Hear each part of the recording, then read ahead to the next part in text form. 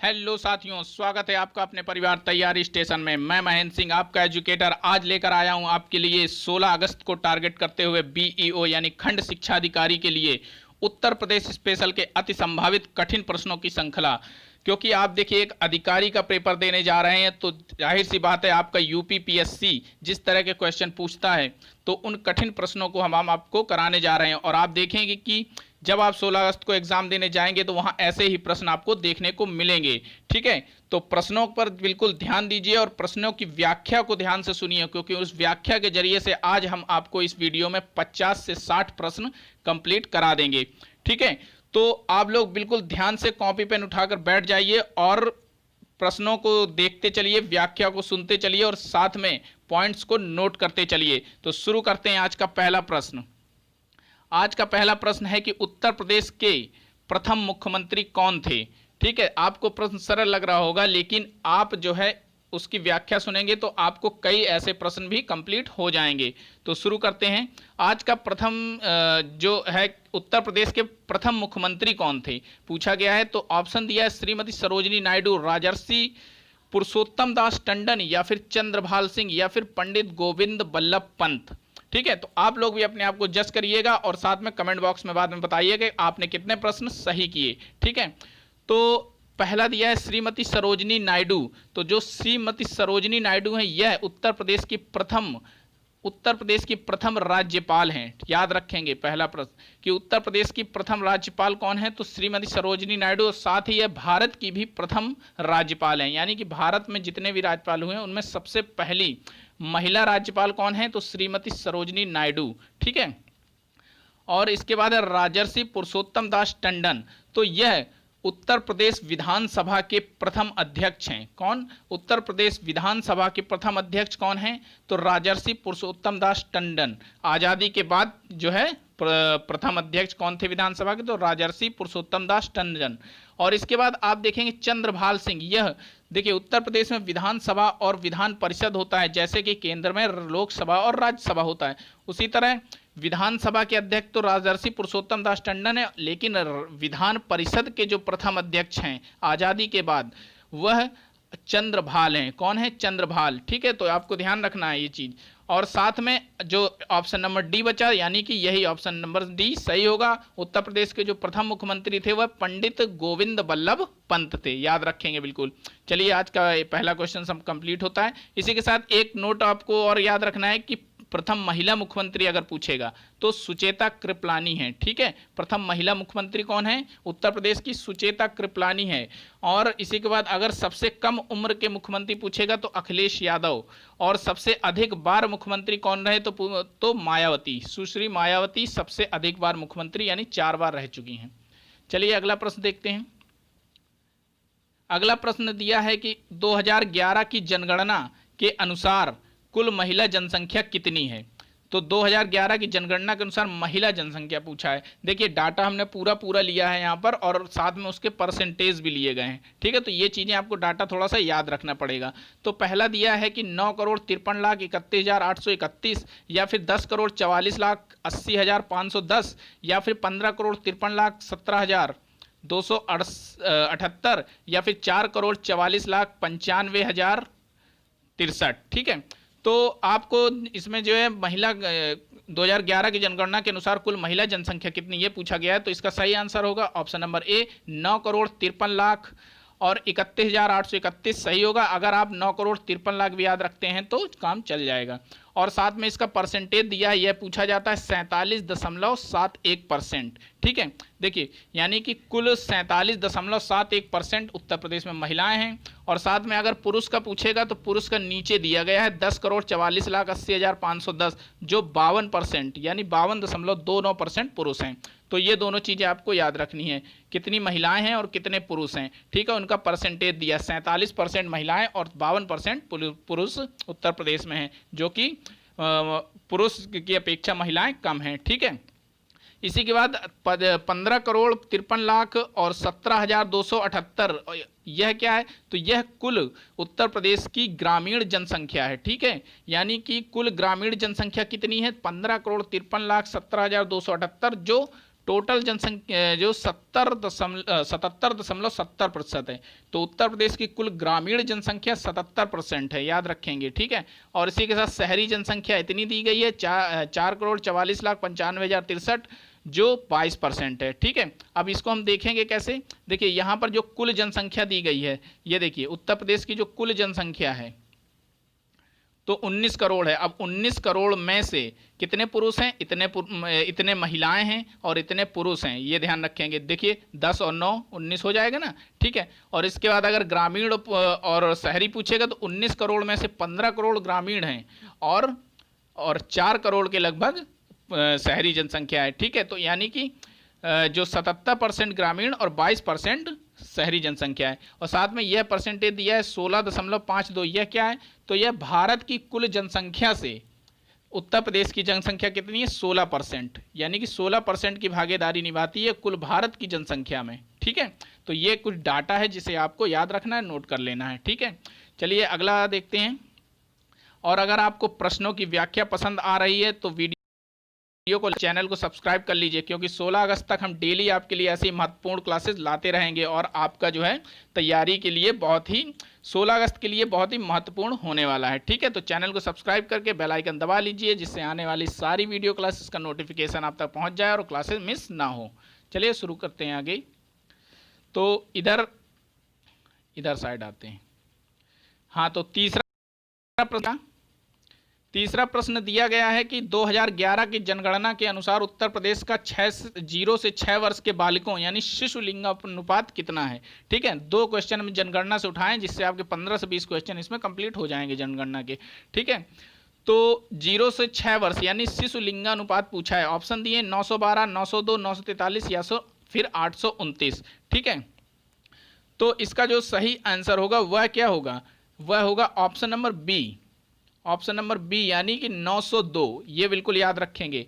902 किसका है, उत्तर प्रदेश का शिशु लिंगानुपात है। लेकिन अगर उत्तर प्रदेश का कुल लिंगानुपात पूछेगा तो 912 है, लेकिन शिशु लिंगानुपात 902 है, बिल्कुल याद रखेंगे। उत्तर प्रदेश का जो औसत लिंगानुपात है 912, शिशु औसत लिंगानुपात 902, ठीक है। और इसके बाद अगर जो है भारत का पूछेगा तो 943, भारत का लिंगानुपात कितना है, तो 943 है। और भारत से देखिए कितना कम है, ये 9 और 943, ठीक है। और इसी के साथ अगर उत्तर प्रदेश का जनघनत्व पूछेगा, उत्तर प्रदेश का जनघनत्व कितना है, तो 829 प्रति वर्ग किलोमीटर, 829 प्रति वर्ग किलोमीटर जनघनत्व है। जहां भारत का यानी कि जनघनत्व का मतलब है कि प्रति 1 वर्ग किलोमीटर के अंदर 829 लोग रहते हैं, ठीक है, यानी इतनी घनी आबादी है। और उसी के साथ भारत का कितना है, तो 382, देखिए यानी कि उत्तर प्रदेश में कितनी घनी आबादी है, भारत का जनघनत्व कितना है, 382, ठीक है। ये डाटा आप लोग याद रखेंगे।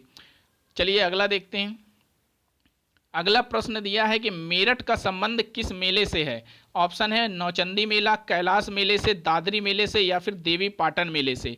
तो पहला जो है ऑप्शन दिया है नौचंदी मेले, तो ये नौचंदी मेला कहाँ पर है, यही इसका जो नौचंदी मेला ही इसका सही आंसर होगा, मेरठ, ठीक है। मेरठ में ही नौचंदी मेला का आयोजन होता है, ठीक है। और इसके बाद कैलाश मेले का आयोजन कहाँ होता है, तो आगरा में होता है। कैलाश मेले का आयोजन आगरा में होता है। और आगरा में और एक चीज़ नोट कर लेंगे कि बटेश्वर मेला भी होता है। आगरा में बटेश्वर मेला, कैलाश मेला और साथ में जो है सुलह कुल उत्सव मनाया जाता है आगरा में, जो हिंदू मुस्लिम एकता का प्रतीक है। 3 चीज़ें आगरा की याद रखेंगे, कैलाश मेला, बटेश्वर मेला और सुलह कुल उत्सव। सुलह कुल उत्सव जो हिंदू मुस्लिम एकता का प्रतीक माना जाता है। इसके बाद आता है ददरी मेला। ददरी मेला जो है वह बलिया में होता है, ठीक है। ददरी मेला कहाँ, बलिया में होता है, बलिया जिला जानते होंगे। और इसके बाद देवी पाटन मेला, यह पूछा जाता है, इंपॉर्टेंट है, यह कहाँ पर है, तो देवी पाटन मेला बलरामपुर में होता है, ठीक है। देवी पाटन मेला बलरामपुर में होता है और बलरामपुर का मुख्यालय भी देवी पाटन है, ठीक है। और इसके बाद एक और है श्रृंगीरामपुर मेला पूछा जाता है। श्रृंगीरामपुर मेला कहाँ होता है, तो फर्रुखाबाद में होता है। ये कुछ चीज़ें हैं, आप लोग नोट करेंगे बिल्कुल इसको और याद रखेंगे, क्योंकि देखिए आप जब जो सिलेबस दिया गया है उसमें आपके उत्तर प्रदेश कला और संस्कृति से जो है क्वेश्चन आने हैं, सिलेबस में दिया है, तो ये हमने उसी से उठाया है, ठीक है। चलिए अगला देखते हैं, पुष्टि संप्रदाय की स्थापना किसने की? यह उत्तर प्रदेश से संबंधित है। पुष्टि संप्रदाय की स्थापना ऑप्शन ए दिया है वल्लभाचार्य, ऑप्शन बी विट्ठलनाथ, या फिर सी सूरदास, या फिर कृष्णदास। तो आपको बताना है कि पुष्टि संप्रदाय की स्थापना किसने की। ठीक है, तो पहले देखते हैं वल्लभाचार्य। तो पुष्टि संप्रदाय, देखिए ये भी, इसका भी आंसर नंबर ए सही होगा। पुष्टि संप्रदाय की स्थापना किसने की? वल्लभाचार्य ने की। देखिए तो वल्लभाचार्य जो है ये कौन थे? ये कृष्ण भक्ति पर आधारित थे, यानी पुष्टि संप्रदाय जो है वह कृष्ण भक्ति पर आधारित है और जो मथुरा और वृंदावन से संबंधित है। ठीक है, पुष्टि संप्रदाय वल्लभा की स्थापना वल्लभाचार्य ने की, जो मथुरा और वृंदावन से संबंधित है और कृष्ण भक्ति पर आधारित है। और इन्हीं के पुत्र का क्या नाम है? तो विट्ठलनाथ है। इन्हीं के पुत्र का विट्ठलनाथ नाम है, जिन्होंने अष्टछाप की नामक ग्रुप बनाया था। एक अष्टछाप नामक 8 लोगों का ग्रुप, 8 कवियों का ग्रुप बनाया था। उनको क्या कहते हैं? अष्टछाप। और ये पूछा जाता है कि अष्टछाप की स्थापना किसने की थी? तो विट्ठलनाथ ने की थी। ठीक है, चलिए अगला प्रश्न देखते हैं। अगला प्रश्न दिया है, एक मिनट, हाँ, तो अगला प्रश्न है कि निम्न में से कौन विट्ठलनाथ के अष्टछाप के अंतर्गत नहीं है? ठीक है, तो आपको बताना है कि कुम्भननाथ हैं, छीत स्वामी हैं, हरिदास हैं या नंददास हैं। ठीक है, तो अष्टछाप में कितने, हमने अभी ऊपर क्वेश्चन बताया था 8 लोगों का, यानी 8 कवियों का ग्रुप बनाया था विट्ठलनाथ ने। तो उस ग्रुप में निम्न में से कौन से नहीं है? ठीक है, तो आपको यह बताना है।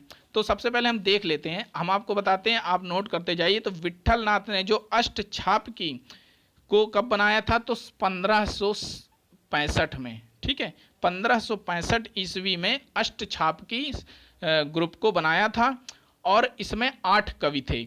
नाम नोट करते जाइए, 8 कवि कौन थे?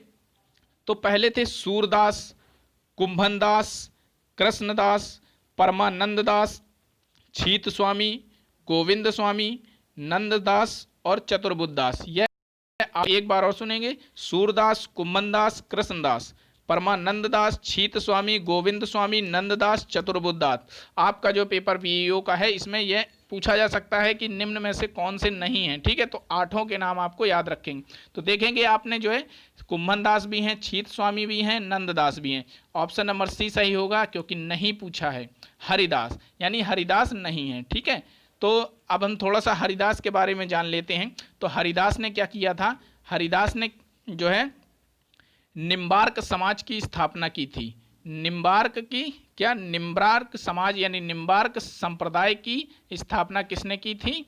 तो हरिदास ने की थी। ठीक है, हरिदास ने निम्बार्क संप्रदाय की प्रवर्तक थे और इन्होंने संगीत के विभिन्न रागों पर आधारित 2 श्री केलीमाल और अष्टादश पदों की रचना की थी। यह याद रखेंगे, श्री केलीमाल और अष्टादश पदों की रचना किसने? हरिदास ने की थी, जो निम्बार्क संप्रदाय के प्रवर्तक थे। चलिए अगला प्रश्न देखते हैं। अगला प्रश्न दिया है कि वाराणसी में भारत कला परिषद की स्थापना कब की गई? तो आपको पहला तो यही ध्यान रखना है कि भारत कला परिषद कहाँ है? तो वाराणसी में है। और इसकी स्थापना कब की गई? तो 1920 या फिर 1949 या फिर 1950 या फिर 1962। ठीक है, तो इसको हम देखेंगे। चलिए, लग रहा है थोड़ा सा जो है प्रश्नों का जो क्रम है वह बदल गया है। चलिए कोई बात नहीं, लेकिन हम जो छूट गए प्रश्न उसको हम करवा देंगे। ठीक है, तो इसी को देख लेते हैं पहले। तो प्रश्न जो दिया है कि 1920, 1949, 1950 या फिर 1962। ठीक है, तो इसका जो सही आंसर होगा वह होगा ऑप्शन नंबर ए 1920। ठीक है, याद रखेंगे कि वाराणसी में भारत कला परिषद की स्थापना कब की गई है? तो 1920 में की गई है। इसके साथ हम देखेंगे 1949 में लखनऊ में नगर निगम आर्ट गैलरी की स्थापना की गई है। 1949 में नगर निगम आर्ट गैलरी की स्थापना लखनऊ में की गई है। 1950 में देखिए, भारत की एक कला संस्कृति से संबंधित प्रश्न है, याद रखेंगे तो हम उसी से रिलेटेड सारे पॉइंट्स करवा रहे हैं आपके। ठीक है, 1950 में क्या हुआ? तो काशी हिंदू विश्वविद्यालय वाराणसी में भारत कला भवन की स्थापना हुई थी। ये भारत कला परिषद है और हम बता रहे हैं भारत कला भवन 1950 में वाराणसी में काशी हिंदू विश्वविद्यालय के अंदर की गई थी। और इसी के बाद 1962 में क्या हुआ था? तो यूपी स्टेट ललित कला केंद्र की स्थापना हुई थी। क्या हुआ था 1962 में? तो यूपी स्टेट ललित कला केंद्र की स्थापना हुई थी और इसके प्रथम अध्यक्ष कौन थे? तो डॉक्टर संपूर्णानंद सिन्हा थे। ठीक है, कौन थे? यूपी स्टेट ललित कला केंद्र के प्रथम अध्यक्ष डॉक्टर संपूर्णानंद सिन्हा थे। ठीक है, चलिए आगे देखते हैं। 11 नंबर आ गया है, कुछ पीछे क्वेश्चन छूट गए हैं, उनको अभी हम करवा देंगे। ठीक है, चलिए, निम्न में कौन एक सुमेलित नहीं है? तो आपको देखना है कि बाबा साहब भीमराव अंबेडकर विश्वविद्यालय लखनऊ में है, क्या सही है? भारतीय सूचना प्रौद्योगिकी संस्थान इलाहाबाद में है, क्या सही है? इंदिरा गांधी राष्ट्रीय महिला विश्वविद्यालय मेरठ में, क्या सही है? या फिर राष्ट्रीय प्रबंधन संस्थान लखनऊ, इनमें से आपको सुमेलित नहीं है छांटना है। ठीक है, कौन सा गलत है? तो पहले देखते हैं कि बाबा साहब भीमराव अंबेडकर लखनऊ बिल्कुल सही है। इसके बाद भारतीय सूचना प्रौद्योगिकी संस्थान इलाहाबाद में है, याद रखेंगे। और इंदिरा गांधी राष्ट्रीय महिला विश्वविद्यालय, यही गलत है क्योंकि मेरठ में नहीं है, यह रायबरेली में है। कहाँ पर है? तो रायबरेली में है। इंदिरा गांधी राष्ट्रीय महिला विश्वविद्यालय रायबरेली में है और राष्ट्रीय प्रबंधन संस्थान लखनऊ में है। ठीक है, राष्ट्रीय प्रबंधन संस्थान जिसको क्या बोलते हैं? IIM बोलते हैं, बहुत ही फेमस है यह। IIM कहाँ पर है? तो लखनऊ में है। और जो राष्ट्रीय सूचना प्रौद्योगिकी संस्थान जिसे IIIT बोलते हैं, IIIT, ठीक है, तो IIIT कहाँ है? इलाहाबाद में है। ठीक है, और मेरठ में क्या है? ये हाँ, राष्ट्रीय इंदिरा गांधी राष्ट्रीय महिला विश्वविद्यालय, यह कहाँ है? तो रायबरेली में है। ठीक है, अगला प्रश्न देखते हैं। चलिए, अगला प्रश्न दिया है कि निम्न में कौन एक सुमेलित नहीं है? तो पहला देखेंगे, ग्लास बैंगल्स फिरोजाबाद, या फिर बांसुरी उद्योग पीलीभीत, या फिर मेटल क्राफ्ट मुरादाबाद, या फिर आंवला फ्रूट प्रोसेसिंग इन इलाहाबाद। तो देखिए, ग्लास बैंगल्स, इस ग्लास बैंगल्स, अगर आपने सुना होगा कि चूड़ियाँ, ग्लास बैंगल्स मतलब चूड़ियाँ कहाँ बनती हैं? तो फिरोजाबाद में बनती हैं। ठीक है, बांसुरी उद्योग कहाँ पर है? पीलीभीत, पीलीभीत में बांसुरी का निर्माण किया जाता है। मेटल क्राफ्ट, मेटल क्राफ्ट कहाँ है? मुरादाबाद, एकदम सही है। मेटल क्राफ्ट, मुरादाबाद को ही पीतल नगरी बोलते हैं। ठीक है, याद रखना है बिल्कुल। देखिए, इनके जो हमने नाम दिए हैं, कुछ इस तरह से आपके प्रश्न पूछे जा सकते हैं और आप लोग कंफ्यूज हो सकते हैं वहाँ पर। ठीक है, तो पीतल नगरी मुरादाबाद, जिसे मेटल क्राफ्ट भी बोलते हैं।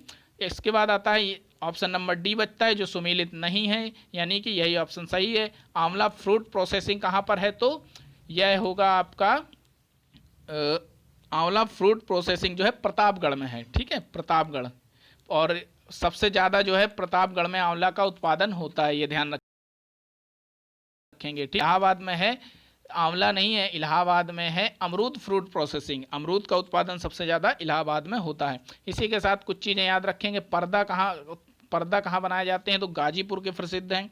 और इसी के बाद संगीत वाद्य यंत्र बनाए जाते हैं, वह अमरोहा, याद रखना। ठीक है, पर्दा गाजीपुर और संगीत वाद्य यंत्र कहाँ? अमरोहा में बनाए जाते हैं। चलिए, कुछ छूटे हुए क्वेश्चन भी कर लेते हैं।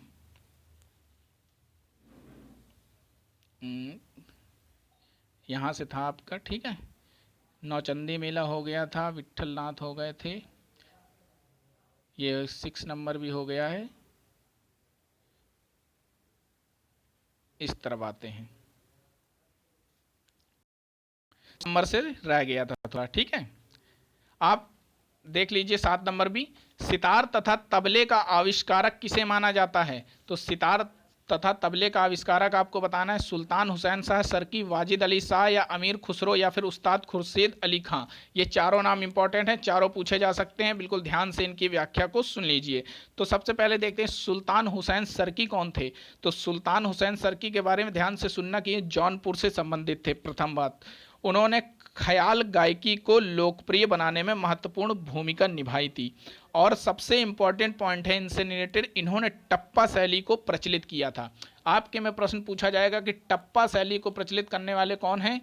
तो कौन है? सुल्तान हुसैन शाह सरकी, याद रखेंगे। टप्पा शैली से क्वेश्चन पिछले भी यूपी PSC के एग्जाम्स में पूछे जा चुके हैं और UPSSC में भी इससे क्वेश्चन आ चुके हैं। ठीक है, अगला है वाजिद अली शाह। वाजिद अली शाह कौन थे? तो ये लखनऊ यानी अवध के नवाब थे। ठीक है, और ये रहस्य नृत्य का विशाल आयोजन करते थे, जिसमें वे कृष्ण की भूमिका खुद निभाते थे। ठीक है, वाजिद अली शाह जो है वह रहस्य नृत्य का विशाल आयोजन करते थे और उसमें कृष्ण की भूमिका खुद निभाते थे। और इस सबसे इम्पॉर्टेंट पॉइंट इससे रिलेटेड है कि इन्होंने अख्तर पिया के नाम से एक ठुमरी की बंदिशें तैयार की थी। ठीक है, ठुमरी एक होता है ना नृत्य, तो उसमें अख्तर पिया नाम से ठुमरी की बंदिशें किसने तैयार की थी? तो वाजिद अली शाह ने की थी। इसके बाद अगला है अमीर खुसरो।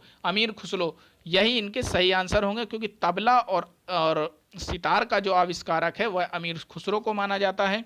अमीर खुसरो का जन्म कासगंज जिले, यानी पूर्व में एटा का भाग था ना, कासगंज एटा से कट के बना, के पटियाली गांव में हुआ था। ठीक है, पहला यह पूछा जाता है अमीर खुसरो के बारे में, उनका जन्म स्थान भी पूछा जाता है कि यह कासगंज जिले के एटा, कासगंज यानी एटा के पूर्व एटा के भाग पटियाली गांव में हुआ था। और ख्याल गायन शैली का आविष्कारक इन्हें माना जाता है, याद रखेंगे। ठीक है, अभी सुल्तान हुसैन शाह सरकी के बारे में बताया था, तो इन्होंने ख्याल गायनी को लोकप्रिय बनाया, लेकिन इस जो ख्याल गायकी का आविष्कार किसने किया? तो वह अमीर खुसरो ने किया। साथ ही अमीर खुसरो को खड़ी बोली का भी आविष्कारक माना जाता है। ठीक है, और इन्होंने ध्रुपद गायन और ईरानी संगीत का मिश्रण करके ख्याल गायन बनाया था। ठीक है, तो आपके में यह क्वेश्चन पूछा जा सकता है कि ख्याल गायन शैली जो है उत्तर प्रदेश की, वह किन दो संगीत का मिश्रण है? तो ध्रुपद गायन और ईरानी संगीत का मिश्रण है। अगला है उस्ताद खुर्शेद अली खां। तो उस्ताद खुर्शेद अली खां, इन्होंने लखनऊ गायकी के पितामह कहा जाता है।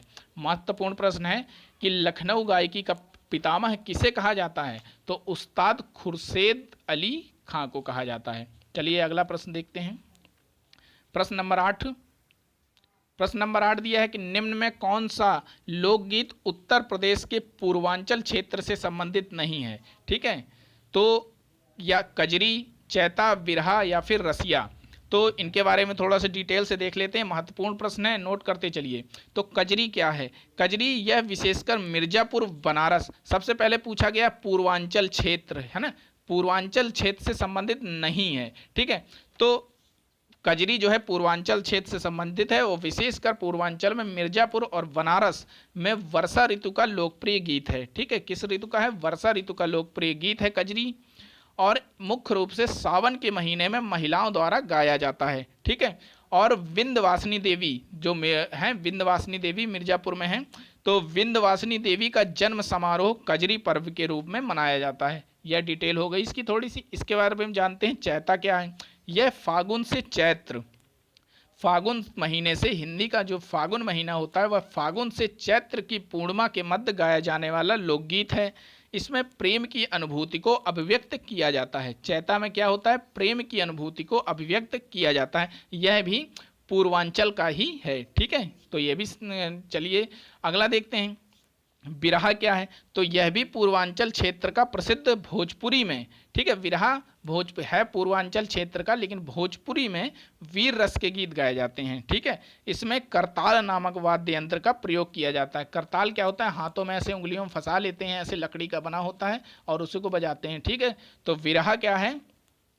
वह वीर रस का भोजपुरी में गाया जाने वाला एक लोकगीत है। ठीक है, अगला आता है रसिया। तो रसिया जो है इसका सही आंसर होगा, क्योंकि यह पूर्वांचल से संबंधित नहीं है, यह ब्रज क्षेत्र मथुरा से संबंधित है। ठीक है, यह कहाँ से संबंधित है? तो ब्रज क्षेत्र मथुरा से संबंधित है, और इसमें भगवान श्री कृष्ण की आराधना जो है की जाती है। ठीक है, इसमें भगवान श्री कृष्ण की आराधना की जाती है।